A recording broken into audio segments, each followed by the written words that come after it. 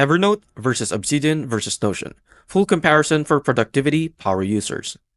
Hey everyone, welcome back to Vital Creations. In today's video, we're diving into a full comparison of three powerhouse productivity apps, the Evernote, Obsidian, and Notion. I'll cover their strengths, weaknesses, and help you figure out which one suits your needs. Let's jump right in.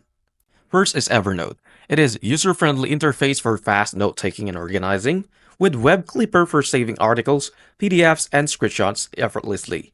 Syncs seamlessly across mobile, desktop, and web.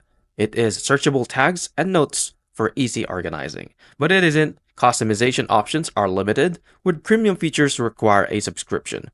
People who need a reliable tool for capturing notes, organizing ideas quickly, and syncing across devices with much hassle.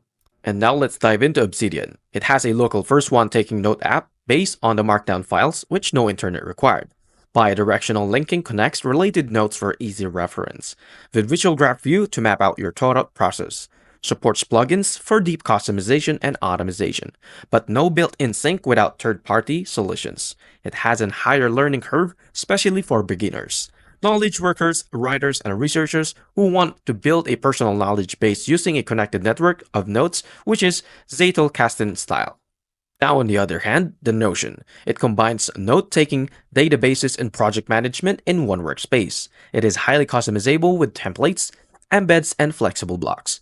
It has a great for team collaboration with real-time editing. And it also includes task management tools like Kanban boards and calendars. But it can be overwhelming due to its flexibility, with limited offline functionality. It is best for teams, entrepreneurs, and individuals seeking for all-in-one tool for managing notes, projects, and collaboration in one organized space. And now let's dive into our final verdict. Use Evernote if you want a fast, easy-to-use app for taking notes and organizing content across all your devices.